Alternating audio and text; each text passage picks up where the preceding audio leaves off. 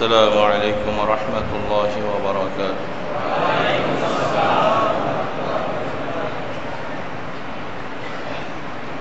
الحمد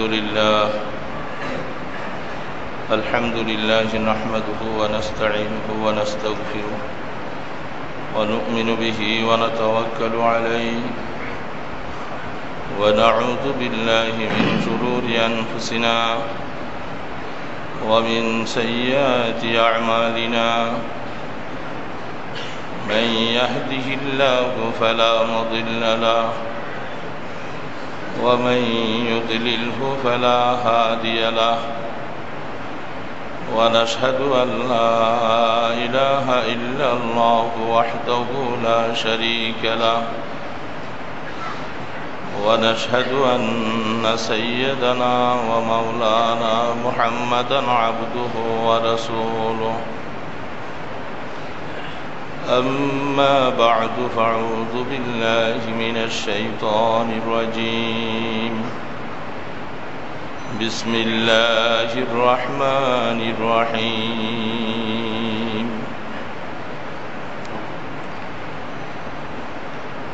اتل ما أوحي إليك من الكتاب. اللهم صل على سيدنا محمد وعلى آله وأصحابه وبارك وسلم. اللهم صل على سيدنا محمد وعلى آله وأصحابه وبارك وسلم. اللهم صل على سيدنا محمد وعلى آله وأصحابه وبارك وسلم. সম্মানিত মুসল্লিয়ান কিরাম, আল্লাহ সুবহানাহু ওয়া তাআলা মানুষকে হেদায়েত বুঝার জন্য বিবেক দিয়েছেন, তার ভিতরে বুঝ শক্তি অনুধাবন করার জন্য কলব দিয়েছেন। যখন দুইটার সমন্বয় হয়ে যায়, মানুষের বিবেক এবং কলব দুইটার মাঝে যখন সমন্বয় হয়, তখন এই লোকটা হেদায়েত বুঝতে খুব সক্ষম হয়, হেদায়েতের দিকে দিন দিন করে সে ধাবিত হতে থাকে। এই জন্য আল্লাহ সুবহানাহু ওয়া তাআলা বিবেক সম্পন্ন মানুষকে কিয়ামতের ময়দানে বিচারের সম্মুখীন করবেন।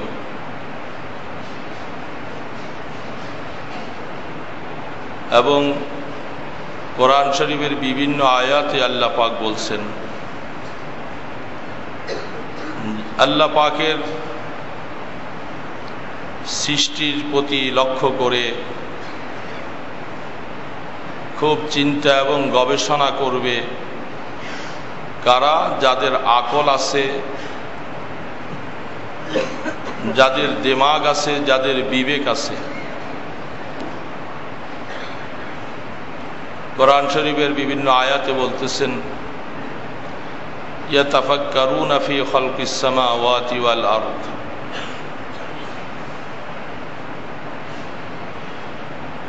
আল্লাহ সুবহানাহু ওয়া তাআলার এই সমস্ত সৃষ্টিগুলি দেখে দেখে মানুষ বিভিন্ন ব্যাপারে চিন্তা করবে, যেই কথাটা আল্লাহ পাক কালামে মজিদের মধ্যে বলছেন। চিন্তা করার উদ্দেশ্যটা কি? কি চিন্তা করবে মানুষ? কোন চিন্তার কথা আল্লাহ পাক এখানে বললেন?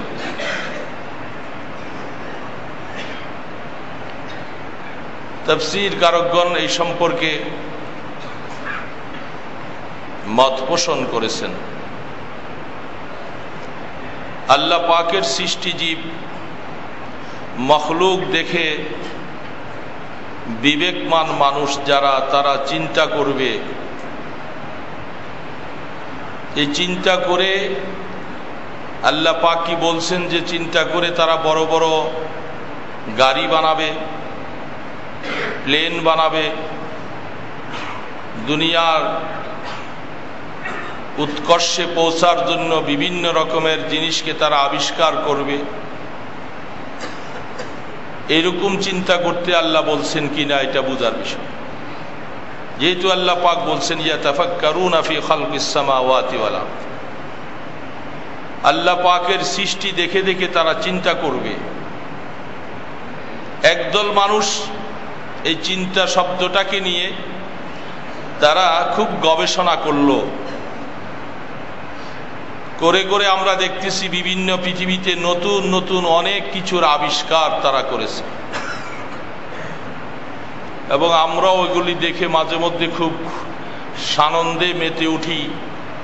তারা আল্লাহ পাকের কোরআন থেকে গবেষণা করে কত কিছু আবিষ্কার করলো, ওই মুসলমানরা তো তেমন কিছু আবিষ্কার করলো না।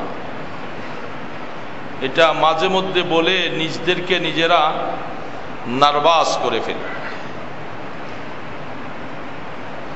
এই কথাটা আকলমান জ্ঞানীমান যারা বর্তমান প্রেক্ষাপটে যারা জ্ঞানী তারাই বলে থাকে। ইহুদি নাসারারা গবেষণা করে করে পৃথিবীতে অনেক কিছুই তারা আবিষ্কার করেছে। যেহেতু আল্লাহ পাক আল্লাহর সৃষ্টিজীবের মধ্যে চিন্তা করতে বলছে, গবেষণা করতে বলছে, তারা গবেষণা করেছে।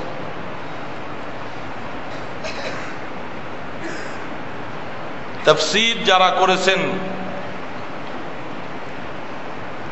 রাইসুল মুফাসসিরিন হযরত আব্দুল্লাহ ইবনে আব্বাস রাদিয়াল্লাহু তাআলা আনহু, তিনি আয়াতের তাফসীর করতে গিয়ে বলেন যে হে মুসলমান সম্প্রদায়, ভালো করে বুঝো, আল্লাহ রাব্বুল আলামিন বলছেন আল্লাহর এই সৃষ্টিজীবের মধ্যে চিন্তা করতে। এই চিন্তার মানে বড় বড় জিনিস আবিষ্কার করার নাম নয়। আল্লাহ পাক চিন্তা করতে বলছেন, এই সমস্ত চিন্তা করার পরে এগুলি কে বানালেন সেই বানানেওয়ালার পরিচয় লাভ করার জন্য চিন্তা করতে আল্লাহ বলছেন। শব্দ তো একই রকম, বুঝনেওয়ালারা এক একজন এক এক রকম বুঝে। আল্লাহ বলছেন চিন্তা করতে, ইন্না ফি ইখতিলাফিল লাইলি ওয়ান নাহারি লাআয়াতিল লিউলিল আলবাব। আল্লাহ পাক বলছেন যে আমার এই দিন রাত্রের পরিবর্তন, চন্দ্র সূর্যর উদিত হওয়া অস্ত যাওয়া, পৃথিবীর এত সুন্দর সৃষ্টি, এগুলার মধ্যে অবশ্যই নসিহত আছে, উপদেশ আছে। কাদের জন্য? উলুল আলবাব, যাদের দিল আছে, যাদের আকল আছে, যাদের সুষ্ঠু মস্তিষ্ক আছে। এখন আল্লাহ রাব্বুল আলামিন তার সৃষ্টির মধ্যে চিন্তা গবেষণা করতে যায়া আমরা দেখতে পাচ্ছি আমাদের সমাজে অনেক কিছু আবিষ্কার, আর আমরা সেই আবিষ্কারকে সামনে রেখে মাঝে মধ্যে একেবারে প্রশংসায় পঞ্চমুখ হয়ে যায় যে মুসলমানরা তো কিছুই করতে পারলো না। ইহুদি নাসারারা এগুলার পিছনে চিন্তা ফিকির করে তারা কত কিছু আবিষ্কার করেছে।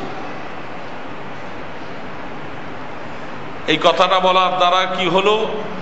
ইহুদি নাসারাদের প্রশংসাই তো হলো, আর মুসলমানদের অপ্রশংসা বয়ান করা হলো।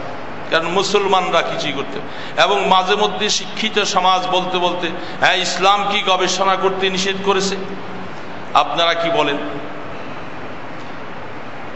আল্লাহ রাব্বুল আলামিন শুধু আয়াত একটা আর দুইটা, হাদিস দু একটা দেখেই এটার মধ্যে যদি একটা সিদ্ধান্তে পৌঁছে যায় তাহলে বোকামি বই আর কিছু নয়।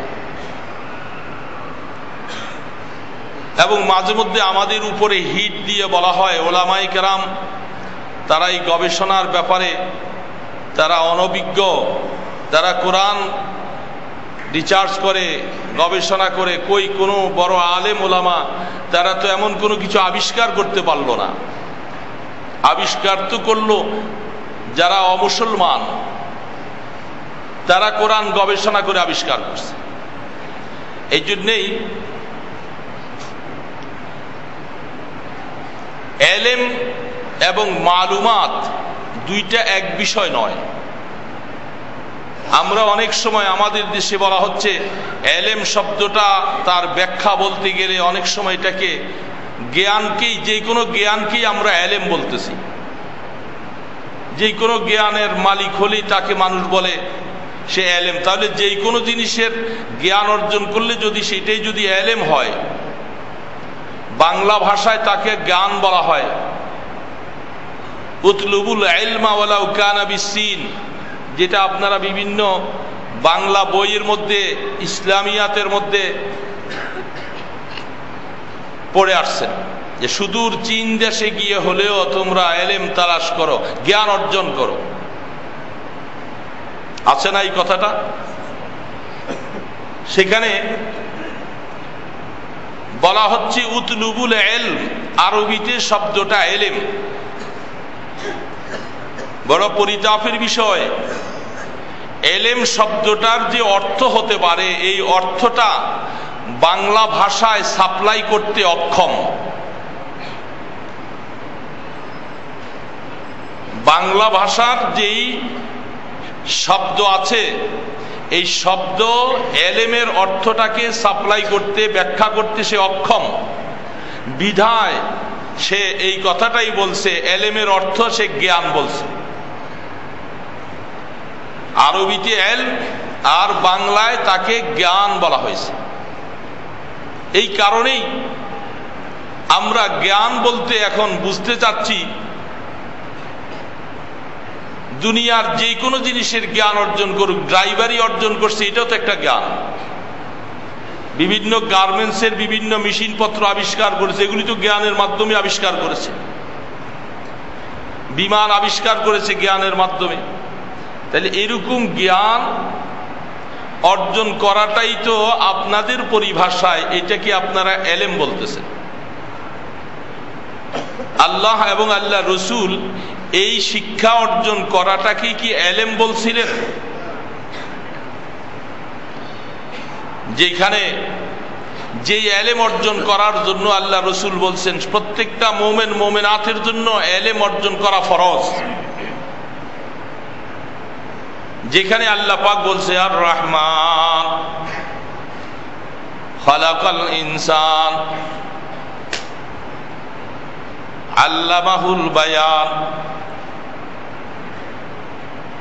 এখানে আল্লাহ সুবহানাহু ওয়া তাআলা এখানেও এলেম শব্দটা নিয়ে আসছেন যে আমি জমিনের মধ্যে মানুষ সৃষ্টি করার আগে তাদেরকে কোরআনের এলেম শিক্ষা করার জন্য বলছিলাম। এখনো মানুষ পৃথিবীতে আসে নাই, তার আগের থেকে আল্লাহ পাক আয়াতটাকে, আগের আয়াতকে পরে, পরের আয়াতকে আগে, সেইভাবে বয়ান করেছেন। যেমন সূরা আর রহমানের মধ্যে আপনারা পড়লেই বুঝতে পারবেন, রহমানের পরিচয় দিতে যাই আল্লাহ পাক সামনে বলছেন আল্লামাল কোরআন খালাকাল ইনসান, মানুষ সৃষ্টির কথা বলল 3 নম্বরে। রহমানের পরে 2 নম্বরে আল্লাহ পাক বলেন যে আমি রহমানের পরিচয় নিতে হলে যে জিনিসটা সবচেয়ে বেশি মানুষের দরকার সেটা হলো কোরআনের শিক্ষা। এই শিক্ষার কথাটাই আগে মানুষ সৃষ্টির আগে বয়ান করেছি। এই জন্যই শব্দ আল্লাহ পাক আল্লামাল কোরআন বয়ান করে তারপরে খালাকাল ইনসান বলছে। নতুবা প্রশ্ন হতে পারে এখনো মানুষ পৃথিবীতে বানান নাই, আগেই শিক্ষার কথা বলা হচ্ছে।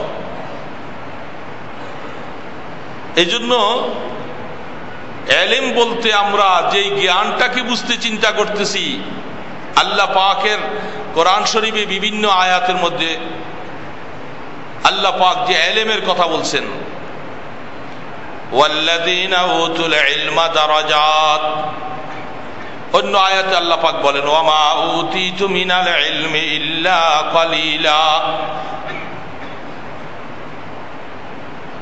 এরকম আয়াত অনেক আছে বুড়ি বুড়ি, যেগুলার মধ্যে আইন, লাম, মিম এই তিনটা অক্ষরের সমষ্টির নাম হলো ইলম। এই তিনটা অক্ষরের সমষ্টির নাম ইলমের যে অর্থ, এই অর্থটা আমাদের পরিভাষায় জ্ঞানের দ্বারা করা হয়েছে। আসলে ইলমের দ্বারা শুধু জ্ঞান বুঝালে অর্থ পরিপূর্ণ আদায় হবে না। আল্লাহ রাব্বুল আলামিন তাদের এত আবিষ্কার করে করার দ্বারা, আল্লাহ রসুল এক হাদিসের মধ্যে বলছেন, এই যত কিছু আবিষ্কার তোমরা দেখতেছো, এগুলার পিছনে আল্লাহ পাক ইহুদি নাসারাদেরকে লাগাইয়া রাখছে। তাদের দুনিয়ার জীবনে কিছু কাজকর্ম করবে, তারা দুনিয়ার মধ্যে খুব একের পরে এক পালাক্রমে তারা দুনিয়ার পিছনে লাগবে। আর মোমেনকে আল্লাহ পাক আখিরাত বানাবার জন্য লাগাইয়া রাখবে। মোমেন দুনিয়ার পিছনে এভাবে যাবে না ওই কাজ, কারণ কাফির মুশরিকদের জন্য। এই জন্য তাদের জন্য ওই গবেষণার রাস্তা খুলে রাখছে, করো তোমরা গবেষণা করে বিমান বানাও, আরো কিছু বানাইবা। কত সুবিধা করছে না দেখেন না, মোবাইল আবিষ্কার করেছে, এগুলি ছিল না, টেলিফোন ছিল না, হ্যাঁ ঘড়ি ছিল না, কত কিছুই না আবিষ্কার হচ্ছে। আমরা মাঝে মধ্যে অনেকে বলি একটু খুশি, এগুলো আবিষ্কার করে আমাদের, এগুলি যা এখন যেই জামানায় ছিল না সেই জামানায় মানুষ কি দুনিয়াদারি করে নাই? এখন আবিষ্কার করে আমাদের খুব উপকার করে দিলেন। উপকার করলো না অপকার করলো, এটা সূক্ষ্ম মাথায় চিন্তা করার বিষয়। যেই জামানায় মানুষ এই বিমান ছিল না, হজ করে নাই না, তখন হজ বন্ধ ছিল। এরকম একটা একটা পরে এটা ডিসকাস করতে গেলে তখন আপনাকে এই কথা বলতে বাধ্য হবেন যে আল্লাহ এগুলি বানাবার জন্য আল্লাহ মুসলমানদেরকে বানান নাই। কারণ যদি বানাতেন তাহলে আল্লাহ রসুল বলতো না আদ-দুনিয়া হালাওয়াতুন খাজিরা আলা ফাত্তাকুদ দুনিয়া ওয়াত্তাকুন নিসা ওয়া মাল হায়াতুদ দুনিয়া ইল্লা লাহবু ওয়া লাইব ওয়া ইন্নাদ দারাল আখিরাতা লাহিয়াল হায়াওয়ান মান কানা ইউরিদু হারসাদ দুনিয়া নাজিদ লাহু ফি হারসিহি ওয়া মা লাহু ফিল আখিরাতি মিন খালাক ওয়া মান কানা ইউরিদু হারসাল আখিরাহ নাজিদ লাহু ফি হারসিহি। এইভাবে আয়াত একটা দুইটা নয়, প্রায় 100-এর উপরে আয়াত আছে, যে আয়াতের মধ্যে আল্লাহ পাক সরাসরি বলতেছে, হে খবরদার, দুনিয়া যা কিছু দেখতেছো এগুলি সব দুনিয়া, এগুলি সব দুনিয়ার রংবাজি আর তামসা আর খেল। ওয়া ইন্নাদ দারাল আখিরাতা লাহিয়াল হায়াওয়ান, বলে আসল জীবন যেটা সেটা হলো আখিরাতের জিন্দেগি, সেটার দিকে দৌড়াও। আরেক আয়াতে আল্লাহ পাক বলতেছে মান কানা ইউরিদু হারসাদ দুনিয়া, যারা দুনিয়ার রং তামসা আনন্দ উল্লাস এগুলাকে তালাশ করে, আল্লাহ পাক বলে তার তকদিরের মধ্যে যা লেখা আছে অতটুকুই সে বন্টনে পাবে, একটা জাররা পরিমাণ তার বন্টনে বেশি আসবে না। আর যে ব্যক্তি আখিরাতের জন্য তালাশ করে, আখিরাতের খেতিবাড়ি করতে চায়, আল্লাহ পাক বলেন নাজিদ লাহু ফি হারসিহি, তার আখিরাতের কামাইকে আমি বাড়াইয়ে দিব, পাশাপাশি দুনিয়া যেটুক দেওয়ার দরকার ছিল ওটুকু দিব।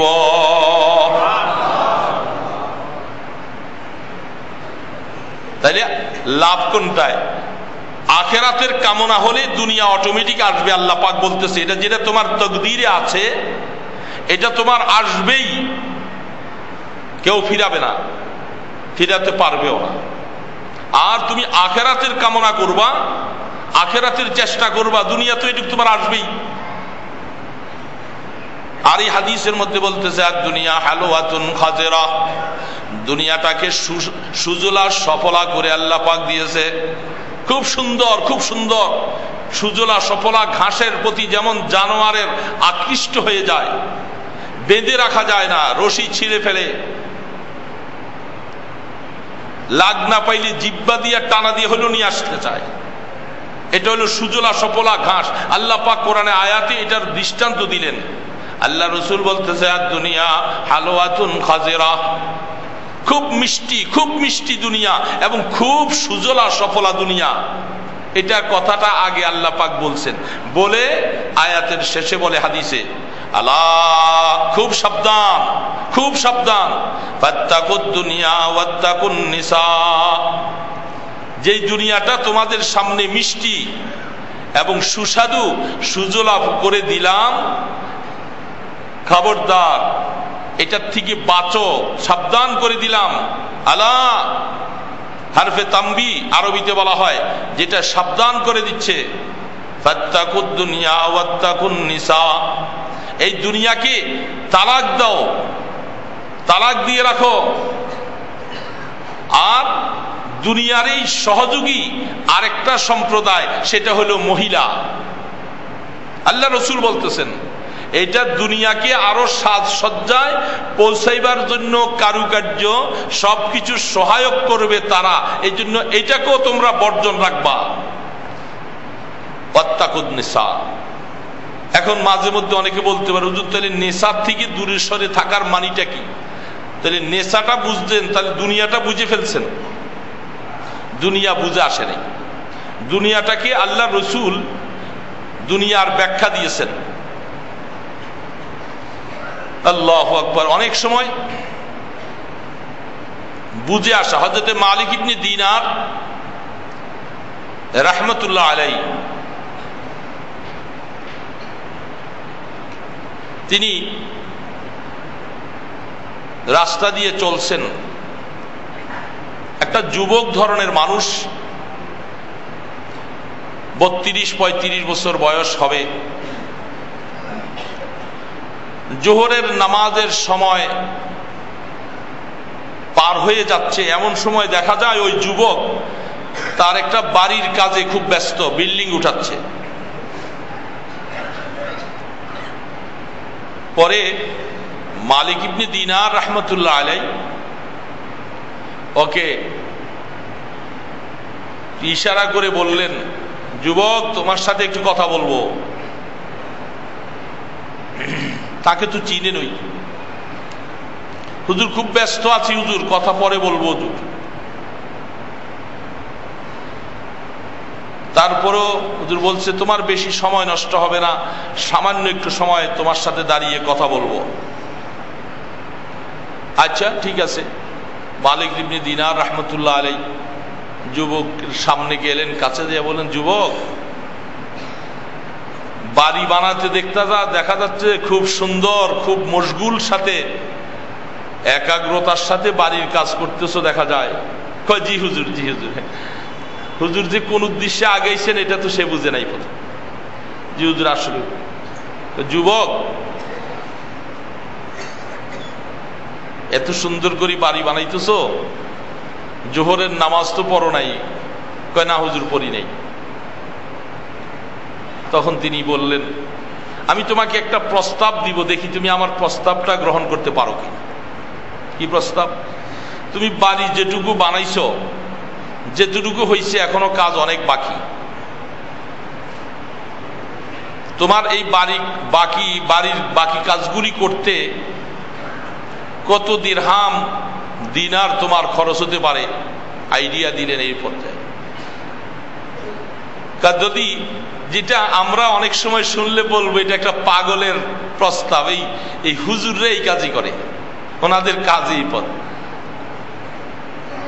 যুবককে বলতেছে, যেটুকু খরচ হয়েছে তো তোমার চলেই গেল, বাকি যত দিরহাম তোমার খরচ হবে তুমি এই টাকাগুলি আমাকে দিয়ে দিবা, আমি তোমাকে এর থেকে আরো কোটি গুণে সুন্দর একটা বাড়ি তোমাকে দিব।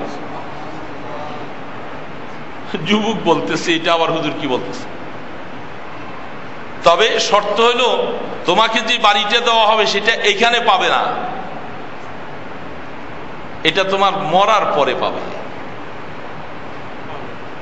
এখন যুবক চিন্তা করতে লাগছে যে হুজুর, প্রথম তো বুঝতে পারে নাই যে বিনা পরিশ্রমে এর থেকে অনেক বেশি গুণে সুন্দর বাড়ি দিবে, আর টাকা আর আমার খরচ লাগবে না, এই টাকাগুলি দিয়া দিলে এরকম সুন্দর বাড়ি কে না চায়। এই জন্য প্রথম একটা চিন্তা করলেন, পরে যখন বলছে যে হুজুর বাড়ি, আমি যে বাড়িটার কথা বলছি এটা তুমি মৃত্যুর পরে পাইবা। এখন যুবকের বুঝে আসছে যে ওটা তো বাকি, এতক্ষণ বুঝছিল নগদের কথা। আচ্ছা হুজুর আপনি বলছেন, আমি একটু চিন্তা করি, যেহেতু বুজুর্গ মানুষ তো ওনার সাথে তার বেশি বেয়াদবির কথাও বলা যায় না। হুজুর বলে চলে আসছেন। যুবক কাজ করতেছিলেন, রাত্রিবেলা বিছনায় শুয়ে শুয়ে চিন্তা করতেছে যে মালিক ইবনে দিনার অনেক বড় আল্লাহওয়ালা মানুষ, উনি কি প্রস্তাবটা দিল, এটা কেমন করে, এটা কি মানা যায়? এখন নিজের দিলের সাথে যোগ বিয়োগ শুরু করলেন। করতে করতে ওই দিন পার হয়ে গেল। পরের দিনও সারাদিন খুব চিন্তা চলছে, কাজকর্ম চলে, চিন্তা করে। তারপরের দিন রাত্রেবেলা এবার দেখি তার দিলের হালাতটা কেমন জানি, হুজুর এটা কি বললো আমাকে। পরের দিন সকালবেলা ফজরের নামাজ, অন্যদিন সে নামাজ তো ঠিক মতোই পড়ে না, ওই দিন টাকা পয়সা কিছু যা ছিল এগুলি সব সঞ্চয় করে একটা পোটলার মধ্যে বাঁধছে। যা জীবনে একটা খেলা খেলে দেখি, বলছি যখন আল্লাহু আকবার, তার দিলের মধ্যে আসছে সে টাকাগুলি সব বাইন্দা সকালবেলা ফজরের নামাজ মালিক ইবনে দিনার রাহমাতুল্লাহ আলাইহি যে মসজিদে উনি আছেন সেইখানে যাইয়া ফজরের নামাজ হুজুরের পিছনে জামাতে পড়লেন। জামাতে নামাজ পড়ে মালিক ইবনে দিনার রাহমাতুল্লাহ আলাইহির সামনে যাইয়া পোটলাটা রাখছেন। হুজুর আপনি যে গত কাল পরশু আমাকে একটা কথা বলছিলেন, এই যে নেন হুজুর, আমার এই বাড়ির যতগুলি টাকা খরচ হতো আমি এটাকে হিসাব করে এই টাকাগুলি সব আন্না আপনার হাতে দিলাম। এখন হুজুর আমার জন্য যে জান্নাতের কথাটা বলছিলেন, আমাকেও জান্নাত, বলে হ্যাঁ, বলে তাইলে হুজুর এটা একটা কাগজে লিখে দিতে হবে। আমি তো টাকাগুলি আপনাকে দিলাম, আপনি একটা কাগজ নেন, এই কাগজের মধ্যে লিখে দেন আল্লাহ মালিক ইবনে দিনার রাহমাতুল্লাহ আলাইহি ফজরের নামাজের পরে। আল্লাহ সুবহানাহু তাআলা বুখারী শরীফের মধ্যে হাদিস আসছে, মুসলিম শরীফও আছে, মান উকসিমা আলাই আবারাল্লাহ, জমিনের মধ্যে আল্লাহ পাকের সাথে সম্পর্কিত এরকম কিছু মানুষ আছে যারা কখনো কোনো ব্যক্তিকে কিছু দেওয়ার ব্যাপারে যদি আল্লাহর জাতের কসম করেন, আল্লাহ পাক বলেন যে আমি আমার ওই বন্দার খাতিরে সেই কসমকে পুরা করে দেই। এই কথাটা হাদিস শরীফের মধ্যে আছে। তো মালিক ইবনে দিনার রাহমাতুল্লাহ আলাইহি চিন্তা করলেন, আমি তো যুবককে কথাটা বলছি, কারণ মৃত্যুর পরে যুবক যদি এরকম নিজকে বিসর্জন দিতে পারে আল্লাহ পাক জান্নাত দিবেন, এতে কোনো সন্দেহ নাই। তা আমি তো কথা বলে ফেলছি যুবকের সাথে। এখন মালিক ইবনে দিনার রাহমাতুল্লাহ আলাইহি আল্লাহ পাকের দিকে মুতাওয়াজ্জহ হলেন যে আল্লাহ তোমার একজন বান্দাকে দ্বীনের দাওয়াত দিতে গিয়ে আল্লাহ তোমার এই আরেকটা গোলাম মালিক এই ধরনের ওয়াদা করেছি, আল্লাহ এখন ওয়াদা তোমার জিম্মা ছেড়ে দিলাম, এই কথা বলে আমি যেহেতু কাগজে লিখে দিচ্ছি, তুমি তোমার এই গোলামকে বেইজ্জতি করো না, এই কথা বলে কাগজের মধ্যে লিখছেন। মালিক ইবনে দিনারের পক্ষ থেকে রাব্বুল ইজ্জাতের সাথে একটা বেচা কিনা হচ্ছে। এই যুবককে আল্লাহ আখিরাতে এর থেকে কোটি গুণে দামি জান্নাত তাকে দিবে, বাড়ি দিবে বলে আল্লাহ মালিক ইবনে দিনার তোমার থেকে নিয়ে ওয়াদা করে দিচ্ছি, নিচে দিয়া এটা লেখা মালিক ইবনে দিনার দস্তখত দিয়ে দিলেন। যুবকের হাতে কাগজটা ছেড়ে দিল, আর ওই বসার মধ্যেই মালিক ইবনে দিনার রাহমাতুল্লাহ আলাইহি ওই টাকা পয়সাগুলি আইনা বিভিন্ন মানুষের, কিছু মাদ্রাসায়, কিছু মসজিদে, কিছু এতিম গরিবদের সব টাকা ওই 1 ঘন্টার ভিতরে সব সম্পূর্ণ বিতরণ করে দিল। যুবক চলে গেল, বাড়ির কাজ বন্ধ। মানুষ তো এই কথাটা জানাজানি হয়ে গেছে, মানুষ বলতেছে ওর কি ব্রেনটা নষ্ট হয়ে গেল নাকি, আর এরকম কত কথাই বলে। এটা সে কি কাজ বন্ধ? কাজ তো বন্ধ। এই কাজের সবকিছু টাকা মালিক ইবনে দিনারের হাতে পৌঁছে দিলাম, চলতেছে 4 দিন পর্যন্ত কাজ বন্ধ। ওই ছেলে যুবকটা কাগজটা খুব হেফাজতে রাখছে, বাড়িতে সবাইকে বলছে, দেখো এই কাগজটা হেফাজতে রাখলাম, যদি আমি যখন কখনো মৃত্যুবরণ করব আমার কাফনের ভিতরে কাগজটা দিয়ে দিবা। এটা মালিক ইবনে দিনারের সাথে আল্লাহ পাকের সাথে একটা চুক্তির কাগজ, এটা আমাকে দেওয়া হয়েছিল, কাগজটা দিয়ে দিবা। আল্লাহু আকবার। 4 দিন পরে ওই ছেলেটার হায়াতের গাড়ি শেষ। 4 দিন পরে হঠাৎ করে ওই ছেলেটা দুনিয়ার থেকে বিদায়। ওই বাড়ি বানানেওয়ালা লোকজন ব্যবস্থা করলেন সবকিছু। মালিক ইবনে দিনার রাহমাতুল্লাহ আলাইহিকে খবর দিলেন। হুজুর আল্লাহ পাকের কাছে খুব দোয়া করলেন যে আল্লাহ, এ কি আজীব অবস্থা। 4 দিন আগে তোমার বান্দার সাথে আমি একটা চুক্তি করলাম, 4 দিন পরে তার হায়াত শেষ হবে, এটা সেও তো জানে না, আমিও জানি না। এই বাড়ি বানাইতেও তো সে পারতো না, 4 দিনের ভিতরে বাড়ি বানানো সম্ভব হতো না। কেমন করে আল্লাহ তার মাধ্যমে এমন একটা ওয়াদা করাইলা, তার তকদির ভালো। গোসল হয়ে গেল, কাফনের ভিতরে ওই কাগজের টুকরাটা দিয়ে দেওয়া হয়েছে, জানাজা হয়ে গেল, খোদার বান্দা দাফন হয়ে গেল। এবার সবাই তো কান্দে আর আফসুস করে, ব্যাপারটা কি হলো। এমন একটা অল্প সময়ের ভিতরে মালিক ইবনে দিনার তার সাথে এমন একটা কথা বলছেন। আল্লাহু আকবার। পরের দিন, মৃত্যুর পরের দিন মালিক ইবনে দিনার রাহমাতুল্লাহ আলাইহি নামাজের মধ্যে মুসল্লায় যখন নামাজ পড়তে দাঁড়ালেন, নামাজের মধ্যে নামাজ পড়তে সেজদার কাছে যেয়ে দেখে মালিক ইবনে দিনারের নামাজের ভিতরে একটা কাগজের টুকরা দেখা যায়। সালাম ফিরাইয়া মালিক ইবনে দিনার কাগজের টুকরাটা হাতে নিয়ে দেখেন, আরে এটা আমি যেই কাগজের টুকরাটা লিখছিলাম এইটা তো দেখা যায়।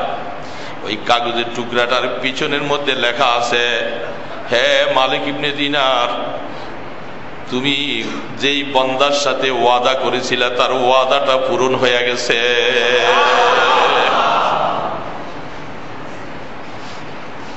হযরতে মালিক ইবনে দিনার রাহমাতুল্লাহ আলাইহি কাগজ হাতে নিয়া আশ্চর্য হয়ে গেলেন, হায়রে এই কাগজ আমার এখানে কেমন করে আসলো? এটা তো যুবককে দিয়েছিলাম, তিনি গেলেন। ওই লোকগুলি বলতেছে, আল্লাহর জাতের কসম, আমার নিজের হাতে কাগজটা তার কাফনের ভিতরে দিয়েছিলাম। এই কাগজ বলে, এই দেখো তো কাগজটা, এইটা নাকি? বলে, হ্যাঁ হুজুর, আমি নিজের হাতে এই কাগজটা আপনার লেখা কাফনে দিলাম। বলে, এই কাগজ আমার কাছে কেমন করে আসলো? বলে, এটা বোঝা বড় মুশকিল যে রব্বুল আলামিনের সাথে ওয়াদা করেছে, যুবকের দিলটা আল্লাহ পাকের সাথে, আল্লাহর বান্দার, আল্লাহর ওলির কথার সাথে এরকম অসুখ হয়েছে, বিশ্বাস হয়েছে, মুআমেলা করেছে। সেই রব্বুল আলামিনের পক্ষ থেকে কুদরতি ভাবে উল্টা পৃষ্ঠে লেখাইয়া কাগজ আমি মালিক ইবনে দিনারকে আশ্বস্ত করেছে, মালিক তুমি যে আল্লাহর সাথে ওয়াদা করেছিলা, কসম করলা, আমি আল্লাহ তোমাকে বেইজ্জতি করি নাই, তোমার ওয়াদাকে পরিপূর্ণ করে দিলাম। এই অবস্থা দেখা কত আল্লাহর বান্দা ওই দিন বলতেছে, মালিক ইবনে দিনার ওই যুবক যেরকম টাকা দিছে আমরাও এরকম টাকা দিব, বাড়ি বানাবো না, আমাদের জন্য এরকম একটা বাড়ির জন্য আপনি বলেন না। মালিক ইবনে দিনার বলে আপনাদের জন্য আর বলা যাবে না। ওই যুবকের দিলের হালাত আর আপনাদের দিলের হালাত বেশ কম আছে। যুবক তো ইউমিনুনা বিল গায়ব, যুবকে একবারে না দেখেই বিশ্বাস করেছে, আর তোমরা তো দেখা বিশ্বাস করলা। তোমরা যুবকের অবস্থা দেখলা, আর ওই যুবক আমার কথার উপরে বিশ্বাস করা সাথে সাথে আল্লাহর জন্য দুনিয়াকে লাথি মেরে দিয়ে দিল। আল্লাহ বলে যাও, তোমার জন্য আমি জান্নাতে ঘর তৈরি করে দিলাম। তোমরা তো এখন দেখা, আর যুবক তো আমার কথায় বিশ্বাস করেছে। আল্লাহু আকবার। আল্লাহ রাব্বুল আলামিন এই জন্য দুনিয়া বুঝে আসা খুব সহজ। বুজুর্গানে দিন বলেন দুনিয়া খুব তাড়াতাড়ি বুঝে আসে। এক কাপ চা খাইতে খাইতে 5 তলা বিল্ডিং হয়ে যায়। বসলাম, কল্পনা করতেছি 5% 6% জায়গা কিনবো, এখানে একটা সুন্দর বিল্ডিং বানাবো, টাইলস দিয়া এই করে সেই করে বিভিন্ন অবস্থায়। চা খাইতে খাইতে 5 তলা বিল্ডিং কল্পনা হয়ে গেছে না? কি বলেন, হয় নাই 5 তলা বিল্ডিং কল্পনা? কিন্তু বাস্তবায়িত করতে মাথার ঘাম পায়ে ফেলে দেওয়া হবে। কয়টা বছর যাওয়া লাগবে, কত চিন্তা, কত পেরেশানি, কত ঘাম, কত ঘুম নষ্ট, কত নামাজ নষ্ট, কত অবস্থা। বুঝে আসা তো খুব সহজ, 5 মিনিটে বুঝে আসলো। কামাই করা খুব কঠিন। আল্লাহওয়ালারা বলে হ্যাঁ গো দেখো, কিন্তু আখেরাত বুঝে আসা কঠিন। আখেরাত বুঝে আসে না, 5 মিনিটে বুঝে আসে না, বহু বুঝাইতে হয়, বহু বুঝাইতে হয়। দেখেন না, বছরের পর বছর কত বুঝানো চলে, কিন্তু জীবনের পরিবর্তন হয় না। আখেরাত বুঝে আসতে খুব কঠিন, খুব কঠিন। আখেরাত কামাই করা খুব সহজ। এই জন্য আল্লাহ রসুল বলে দেখো, আল্লাহ পাকের জাতের উপরে বিশ্বাস রাখা তুমি 1 কাপ চা খাইতে খাইতে বৈশা বৈশা 5 তলা বিল্ডিং এর কল্পনা করলা। আর এই চা খাইতে খাইতে যদি তুমি চাটা গরম জুড়ায় না, চাটা গ্লাসের মধ্যে টেবিলের মধ্যে রাইখা এবার আল্লাহর উপরে বিশ্বাস করো। কুল হুয়াল্লাহু আহাদ আল্লাহুস সামাদ লাম ইয়ালিদ ওয়া লাম ইউলাদ ওয়া লাম ইয়াকুল লাহু কুফুয়ান আহাদ। 3 বার সূরা ইখলাস পড়ো। আল্লাহু আকবার। কোরআন শরীফের 3 ভাগের 1 ভাগ খতম করার সওয়াব তো পাইবা, তোমার জন্য জান্নাতে একটা বিল্ডিং তৈরি হয়ে যাবে। একটা ইটা স্বর্ণের, আরেকটা ইটা চাঁদির হবে, মাঝখানে সিমেন্ট যেগুলি হবে মেশকো আম্বরের হবে। এটা বুঝে আসবে না সহজে। এটা কি একটা কথা? যেখানে রাজ উস্তাকার লাগবে না, আপনার শ্রম দেওয়া লাগবে না, দুনিয়ার দিকে টাকা পয়সা পাঠানো লাগবে না। এই সওয়াবের এই হাদিয়াগুলি যখন পাঠাইতে থাকবে, আমার রাসূল বলেন উম্মতেরা তোমার জন্য জান্নাতে আল্লাহর কুদরতি ভাবে ফেরেশতারা তোমার জন্য বিল্ডিং বানাইতে থাকবে। তাহলে এই কথাটা বুঝে আসতে কঠিন। এটা হুজুররা বলতেছে, এটা কি একটা কথা? এটা কেমন কথা? আর কে পড়বে, কে এত খেয়াল? এই জন্যই বলা হচ্ছে দুনিয়া খুব তাড়াতাড়ি বুঝে আসে। দুনিয়া কামাই করা জীবন শেষ হয়ে যায়, আখেরাত বুঝে আসতে চায় না। এত ওয়াজ, এত ওয়াজ, এত নসিহত, এত কিছু বলার পরও জীবনের পরিবর্তন হয় না। আমার মধ্যে দুনিয়ার কেমন একটা লিপ্সা। বলা হচ্ছে দুনিয়া কেমন একটা বস্তু, এটা দেখতে হবে তার দিলের মধ্যে এটার আকাঙ্ক্ষা কত আছে। এটা চলে গেলে আফসুস কতটুকু হয়। নামাজ 2 ওয়াক্ত চলে গেল, আফসুস কোনোদিন লাগে না। সামান্য 2000 টাকা যদি আমার লস হয়ে যায়, আমার 1 সপ্তাহ পর্যন্ত আফসুস কমে না। এটা বোঝা যাচ্ছে যে দুনিয়ার মোহ বেশি। 1 ওয়াক্ত নামাজ চলে গেলে, বহু আল্লাহওয়ালাদের জন্য নামাজ যদি 1 ওয়াক্ত কোনো কারণে ছুটে যায়, কত আফসোস। হায় আল্লাহ, কি অপরাধ করলাম, আমার কপাল মন্দ, আমাকে এই ব্যস্ততার মধ্যে ফেলে আমার 1 ওয়াক্ত নামাজ কাজা হয়ে গেল। হায় আল্লাহ, আমার হায়াতের জন্য এই দিনটা তো আমি আর কোনোদিন পাবো না। আবার মনে মনে চিন্তা করতেছি, নামাজ তো সময় মতো রাত্রিবেলা সমস্ত কাজ সাইরা একসাথে 4 ওয়াক্ত নামাজ কাজা করে পড়ে নিব, অসুবিধা কি? কিন্তু এখন যে আমার মাল নিয়ে ঢাকা যাইতে হবে, এখন এই কাজ করতে হবে, ইত্যাদি করতে হবে, এইটার সময় তো আমি কালকে আর পাবো না। উল্টা বুঝলাম, এই জন্য নামাজ 4 ওয়াক্ত এসার সময় রাত্রি 10টা বাজে বাসায় আইসা একসাথে পড়া যাবে। কিন্তু এই যে কাজের জন্য যে দৌড়াদৌড়ি, এগুলি তো আগামীকাল পাবো না। আমি কি ঠিক বুঝলাম না উল্টা বুঝলাম? আমি মনে করছি আগামী দিন, এরকম আগামীকাল তো আসতেছে, আগামীকাল আর মাল বেচার সময় থাকবে না, মাল বানাবার সময় থাকবে না, নামাজের সময় থাকবে। আরে নামাজ আজকে যেটা চলে গেল, এই নামাজ কি আসবে আগামীকাল? সেটা আরেকদিন।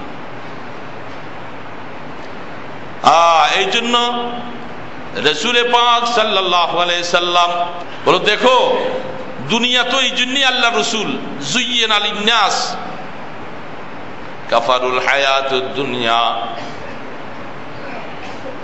ওয়া যিনাতুহা ওয়া তাফাকুরুম বাইনাকুম। আল্লাহ পাক কোরআন শরীফে এই দুনিয়ার মেসাল সম্পর্কে এরকম বলছে, এগুলি পরস্পরে তোমাদের মধ্যে গর্ব সৃষ্টি করার জন্য পালাক্রমে কে কার থেকে কত বেশি দুনিয়া বানাইতে পারে, দুনিয়ার অট্টালিকা সাজসজ্জা বানাইতে পারে, এগুলির পালা সব। আল্লাহু আকবার। আল্লাহ মানুষ, এই জন্য আল্লাহ রসুল বলছেন যে দুনিয়ার সময় খুব কম, কিন্তু এই সমস্ত বলার পরে মাকসাদ কি? ফাত্তাকুদ দুনিয়া ওয়াত্তাকুন নিসা। আর এই দুইটাই আমাদের ঈমানকে বরবাদ করে দেয়। একটা হলো দুনিয়া, আরেকটা হলো মহিলা সম্প্রদায়। এই দুনিয়ার যত আমলের মধ্যে অশান্তি, কাজে অশান্তি, এটার মধ্যে মহিলাদের অংশ বেশি না কম?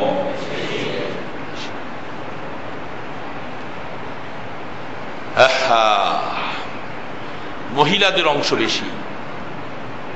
আফসোস লাগে, আমাদের দেশে ওই দিন শুনলাম, আসলে ব্যস্ততার কারণে পেপার দেখার সময়ও পাই না।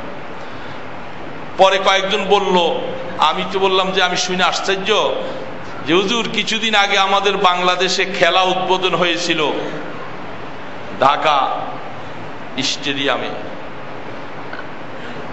এই উদ্বোধনী খেলার সময় 3 ওয়াক্ত আজান মাইকে দেওয়া নিষেধ হয়েছিল সরকারের থেকে। নাউজুবিল্লাহ আস্তাগফিরুল্লাহ পড়া ছাড়া আমাদের আর কোনো উপায় তো নাই। আসর মাগরিব এশা বাইতুল মোকাররমের মসজিদে মাইক দিয়ে আজান দেওয়া নিষেধ। খেলা উদ্বোধন হয়েছিল স্টেডিয়ামে, খেলা মাইকের আওয়াজ ওই খেলার ডিস্টার্ব হবে, যেহেতু সেখানে ওই দিন নর্তকী নাচানো হয়েছিল, এই জন্য আজান মুখে দেওয়া হয়েছে, মাইক ব্যবহার করা হয় নাই। খুব খুশির কথা না? এই উম্মতের জন্য খুব খুশির কথা। উম্মতেরা খুব খুশি হও। কোটি কোটি টাকা খরচ করে নর্তকী নাচানো হয় এই দেশে। সব মুসলমানের আমরা নীরব নিস্তব্ধ অবস্থার মধ্যে আছি, আমাদের বাক শক্তি বন্ধ, কথাও বলা, আর প্রতিবাদ করলেও কোনো লাভ নাই। ওর কানের মধ্যে মোহর মাইরে দেওয়া হয়েছে। যতই আপনি প্রতিবাদ করবেন এগুলি তাদের কানে শুনে না, কারণ কানের মধ্যে নাহক নাজায়েজ উল্টা শরীয়ত বিরোধী কাজ করতে করতে আল্লাহ পাক বলে তাদের কানে মোহর মেরে দেওয়া হয়, চোখের মধ্যে মোহর মেরে দেওয়া হয়, কলবের মধ্যে মোহর মেরে দেওয়া হয়, যার কারণে তারা হক বুঝতে পারে না। তারা দেখে শুনে আসলে সব কিছুই বুঝে, কিন্তু হকের কথা তারা বুঝেও না, শুনেও না, দেখেও না।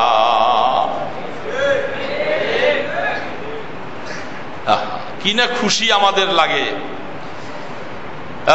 দেশের কত উন্নতি, গাড়ি আর গাড়ি, রাস্তাঘাটে এখন গাড়ির জন্য চলা যায় না, তাই না? মুসলমান নামাজ পড়ার জন্য তোমার সময় নাই, তোমাকে আল্লাহ পাক বলেন নামাজের জন্য সময় দিবি না, তোর যানজট লাগাইয়া জ্যাম লাগাইয়া 10 ঘন্টা 5 ঘন্টা 8 ঘন্টা তোরে বাসায় যাইয়া আরাম করতেও দিব না, টিভি দেখতেও শান্তিও সেখানে পাইবা না, তোমাকে রাস্তার মধ্যে 5 ঘন্টা 7 ঘন্টা সময় কাটাইয়া দিব। কি বলেন? জ্যামের মধ্যে 5-7 ঘন্টা সময় যায় না? না যায়?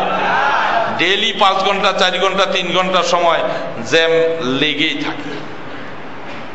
কোরআন তেলাওয়াত করার সময় পাও না, তবে হ্যাঁ গান দেখার সরঞ্জাম তো তোমার গাড়ির মধ্যেই আছে, সেইখানে বৈশা বৈশা কত রং তামসা দেখে, কত গান বাজায়, আছে না নাই গাড়ির মধ্যে? কুকুরের ছবি, সিগালের ছবি, মূর্তির ছবি সব গাড়ির মধ্যে সব আছে, তো সব কিছুই আছে, শুধু একটা নাই, শুধু নামাজ নাই। নামাজ নাই, জিকির নাই, তেলাওয়াত নাই। তুমি আল্লাহ পাকের এগুলি নামাজ আদায় করার সময় নাই, তেলাওয়াতের সময় নাই, তো সময় তোর কোথায় যাবে? বাড়িতে যাবি, আরাম করবি, ঘুমাইবি, বিশ্রাম করবি, কয় যে না, তোরে আমি রাস্তার মধ্যে সময় কাটাবো। শান্তি, শান্তি রাস্তার মধ্যে হায়াত শেষ হয়ে যাচ্ছে।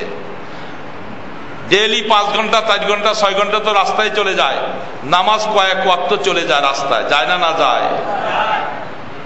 এগুলি কি শান্তির লক্ষণ না অশান্তির লক্ষণ? আল্লাহ রসুল বলছে ফকিন্নির ছেলেরা সমাজ পরিচালনা করবা। 1450 বছর আগে আল্লাহ রসুল বলছে যাদের জন্মের ঠিক নাই, আনতালিদাল আমাতু রাব্বাতাহা, হাদিসে জিবরাইল, অস্বীকার করার কোন জো নাই। যাদের জন্ম ঠিক নাই এই সমস্ত লোকেরা সমাজ পরিচালনা করবে। এটার মধ্যে সন্দেহ লাগতো, মাঝে মধ্যে সন্দেহ বলতে হাদিসটা বুঝে আসতো না। আল্লাহু আকবার! এখন এই সমাজে আইসা খুব ভালো বুঝে আসে। কেমন করে? এখন দেখেন মানুষের জন্মের সূত্র নাই, বড় বড় হোটেল, সোনার গায়ে তাকান, হোটেল শেরাটনের মধ্যে আমাদের সমাজের বড় বড় কোটি কোটি টাকার মালিকওয়ালারা, তারা একটা মেয়ের সাথে তাদের সম্পর্ক, তাদের স্ত্রী আরেক পুরুষের সাথে সম্পর্ক।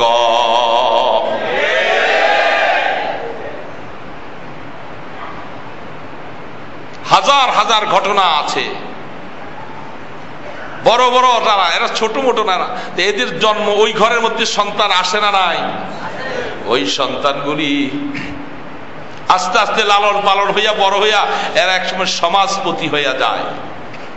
তাহলে আনতালিদাল আমাতু রাব্বাতাহা, বাদীর সন্তান যারা, অপকর্মের সন্তান যারা, তারা রাষ্ট্র চালাবে। আল্লাহ রসুল বলছিলেন, বাস্তব না অবাস্তব?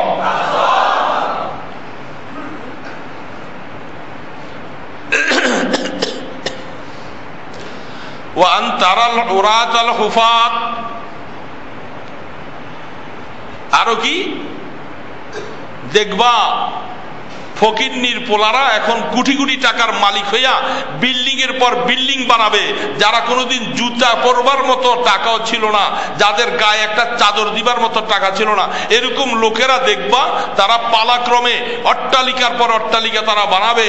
হে জিবরাইল, শুনে নাও, এটা কিয়ামতের আলামত। পেয়ারা নবী সাল্লাল্লাহু আলাইহি ওয়াসাল্লাম বলতেছে। বাহ! এগুলি সব আল্লাহ পাক আগে জানাইছে না যে এই ঘটনাগুলি ঘটবে?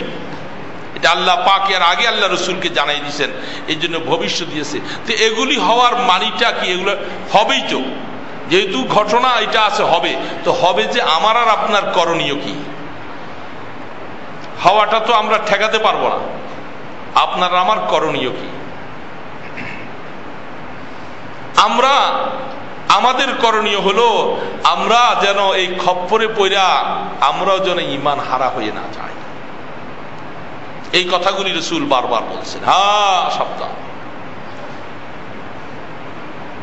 দুনিয়ার মায়া তোমার। এই জন্য দুনিয়াগুলি জাহিরি ব্যাপার, কলবের সাথে। আল্লাহু আকবার!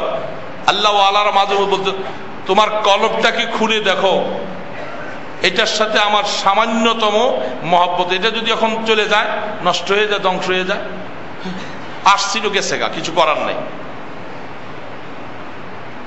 কিছু করার নেই। কিন্তু আখিরাতের কোনো কাজ ছুটে গেল, এর জন্য পেরেশান হয়ে যায়। এই জন্য আমরা এত কথা শোনার পরেও বলেন তো দেখি, আমাদের এই দৈনিক যে আলোচনা হয়, দৈনিক আমার কয় ওয়াক্ত নামাজ ঠিক থাকলো, আমার মধ্যে মুহাম্মদুর রাসূলুল্লাহ সাল্লাল্লাহু আলাইহি সাল্লামের তরিকা যেগুলি আমার বুঝে আসে, এটা আমি কয়টা দৈনিক আদায় করতেছি, আর আমার থেকে কতগুলি দৈনিক ছুটে যাচ্ছে, এটার কি যোগ বিয়োগ করছি? এটার যোগ বিয়োগ যে করবে সেই আখিরাতমুখী হবে, সেই দুনিয়াদার নয়। তার কাছে বলে যে তুমি যেমন হযরতে ইমামে আজম আবু হানিফা রাহমাতুল্লাহ আলাইহি, ওসমান গনি রাদিয়াল্লাহু তাআলা আনহু, এদের জীবনে এদের কাছে আমরা অনেকে টাকা পয়সাটাকেই শুধু দুনিয়া মনে করি। এই জন্য দুনিয়ার হাকিকত হলো যে যার অন্তরের মধ্যে আখিরাত থেকে চিস্তে দুনিয়া আজ খোদা গাফেল বুদান বলা হচ্ছে যে দুনিয়া এমন একটা বস্তু যে দুনিয়ার কাজে তাকে আল্লাহ থেকে গাফেল বানিয়ে দেয়। আল্লাহ পাকের কথা তার বেমালুম, ভুলে নাই, আখিরাতের কথা মনে নাই, কবরের কথা মনে নাই। বলা হয় যে এগুলি সব তোমার দুনিয়া, শোহরতের জন্য করা হচ্ছে। এই দুনিয়া এটা আল্লাহ পাকের থেকে গাফেল আমি যখনই হয়ে গেলাম, তখনই বুঝতে হবে যে এটা আমাকে দুনিয়া আকৃষ্ট করেছে। এখন আমরা তো আল্লাহ থেকে গাফেল হই নাই। বলবেন যে হুজুর আমরা তো মাশাআল্লাহ এত সুন্দরভাবে জুমা পড়তে আসছি, আমরা গাফেল হইলে কি আর আসছি? এগুলি এইভাবে এই ধারাবাহিক আলোচনার মধ্যে বলা যায় না। আপনি বসেন, খাসভাবে বসেন, খাস আলোচনায় বসেন, একটা একটা করে তখন আলোচনায় আসলে আপনি বুঝতে পারবেন। যেমন ওই আয়নার সামনে চেহারা দিলে বোঝা যায় যে বোঝা যাবে যে আসলে আমার ভিতরে দুনিয়া আছে কিনা, তখন বুঝে আসবে। তা আম আলোচনার মধ্যে এগুলি বলা যায় না, বললে অনেকেই অনেক কথাই অনেক মন্তব্য করে।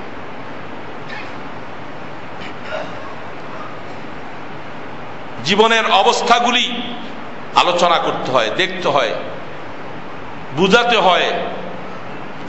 এই জন্য মানুষ অনেক সময় আল্লাহ ওয়ালাদের সাথে সোহবত করে, সম্পর্ক করে। কেন? আমরা শুধু দুনিয়া বলতে শুধু টাকা পয়সা কারো কাছে হইলেই বুঝি তার দুনিয়া মনে করতেছি। এটুকতে একটা হইছে, এটা যদি এখন চলেও যায় আমার আফসোস নেই। আমার মনে আসতে হবে যে আমার আখিরাত ছুটে গেল কিনা, আমার আজকের জিকির ছুটে গেল কিনা, আমার 12 তাসবির আমল ছুটে গেল কিনা, আমার আজকের সুন্নত ছুটে গেল কিনা, আমার ইশরাক ছুটে গেল কিনা, আমার আওয়াবিন ছুটে গেল কিনা, আমার তাহাজ্জুদ ছুটে গেল কিনা, আমার তেলাওয়াত ছুটে গেল কিনা, আজকের জুমার দিনে সূরা কাহাফ পড়া ছুটে গেল কিনা, ফজরের সময় আমার সূরা ইয়াসিন ছুটে গেল কিনা। ও বাবা, এগুলি হলো আখিরাতের দিকে রাস্তা দেখায়। এখন হিসাব করলে দেখা গেল এই যে কয়টা বলছি এগুলি সবগুলি আমাদের ছুটে যায়। হয়তো ফরজটা কোন রকম, ফরজ নামাজটা কোন রকম একটু ধরে রাখলে মনে করছি মাশাআল্লাহ অনেক কিছু। আজ সুবহান, এই জমানার মধ্যে ফরজ পরি দেখে তো কম না। আবার হুজুর আপনি যেগুলি বলছেন এগুলি করলে কি আর আমরা কি বৈশা বলছি তসবিহ টিপলি হইব, দরবেশ হইতে হইব? আমাদের আর কোনো কাজ নাই। হ্যাঁ, কাজ আছে, করতে থাকেন, করেন, কাজ করতে থাকেন, অসুবিধা কি? করেন, কে আপনাকে না করছে? ওই জমানার মধ্যে ওই যুবকের তো বুঝে আসছিল, অনেকের তো বুঝে আসে না। কিন্তু আল্লাহ পাক তার ভাগ্য ভালো, 4 দিন পরে সে এমনিও মরে যাবে, অমনি মরে যাবে। 4 দিন পরে তো তার হায়াত শেষ। কিন্তু ভাগ্য ভালো, আল্লাহওয়ালার সাথে একটু কেমন করে যেন পরিচয় হয়ে গেল, কাজটা করে গেল, বাস কাম বানাই গেছে। সে 4 দিন পরে তো এমনি তার হায়াত শেষ হয়েছিল, কারণ হায়াত থাকতে তো আর কেউ মরে না। কেমন বুঝে আসছে? আমাদের জীবনে পরিবর্তন নাই, আমাদের আপাদ মস্তকে মুহাম্মদুর রাসূলুল্লাহ মেড ইন মদিনা নাই, আমার ঘরে মেড ইন মদিনা নাই। সারাদিন গান শুনি, টেলিভিশনের বাজে ছবি শুনি আর দেখি, রং তামসা করি, কত আনন্দ। তারপরে নামাজের সময় দৌড়ে মসজিদে আসি, মনে করলাম কত মাশাআল্লাহ আল্লাহ পাকের জন্য কত কিছু হয়ে গেছে। এটার নাম দিন না। দিন তো হলো আল্লাহওয়ালা।